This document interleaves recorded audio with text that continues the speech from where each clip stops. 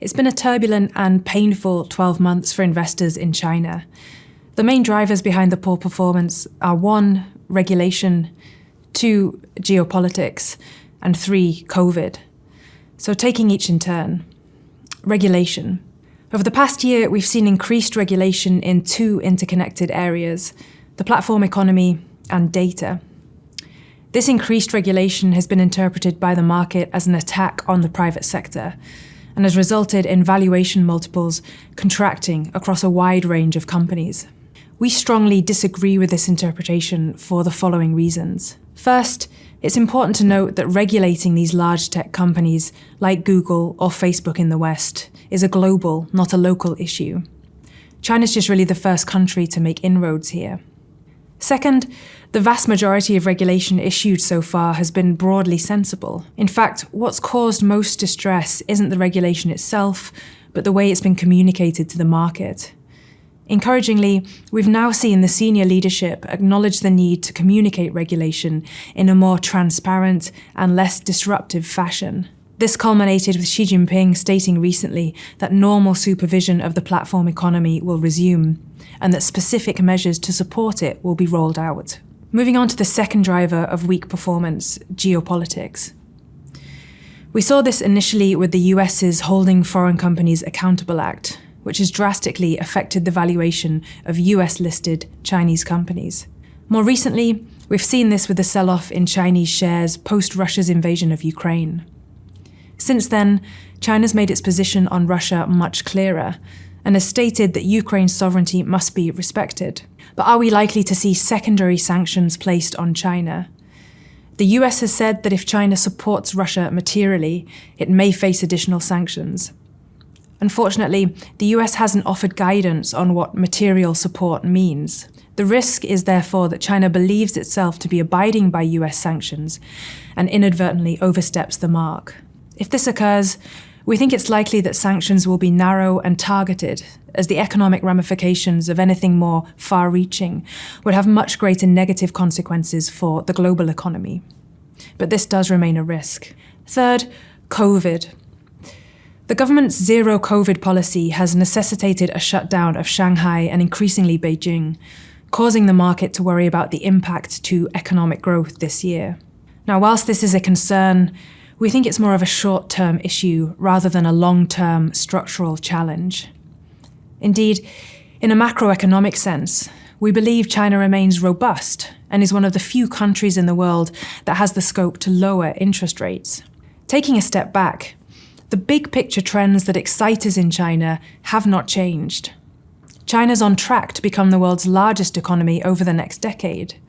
Its middle class is set to rise from 400 million to 700 million people, a feat that hasn't been seen anywhere else in the world. Its consumers, particularly those born after 1990, are more culturally confident and they love Chinese local brands. Getting access to the Chinese consumer via multinational companies listed overseas is increasingly difficult. Out with consumption, China continues to double down on research and development. It's no longer a copycat country, but a leader in many fields. One such field is renewable energy. It boasts the world's largest EV battery manufacturer and the world's largest solar panel maker. Another such field is healthcare.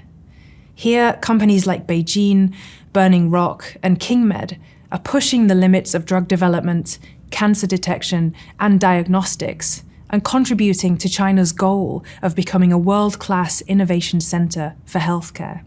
This, therefore, remains a country with big risks and big opportunities.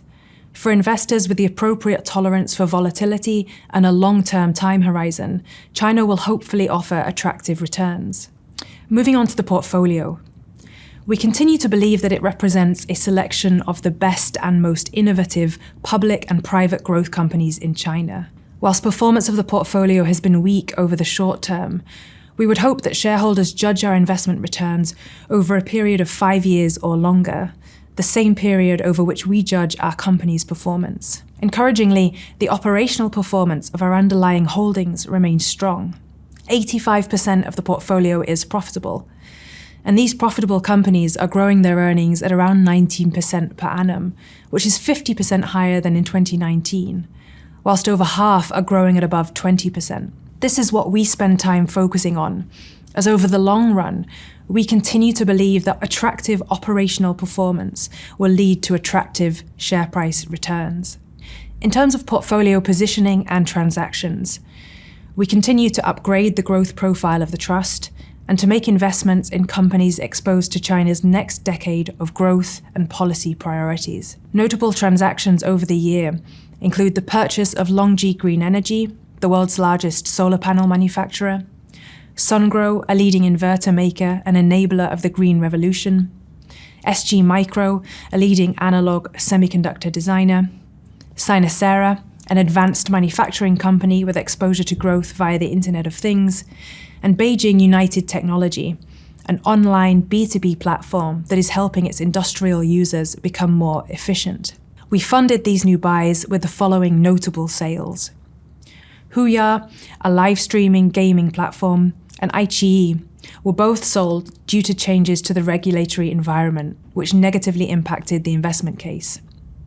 And Foshan Haitian, a soy sauce maker, on valuation grounds after a very strong run in the shares. We also made reductions to CATL and Li Ning on strong share price performance, whilst adding to stocks such as Beijing and KingMed. In conclusion, we still believe China offers an attractive mix of risk and reward to long-term investors.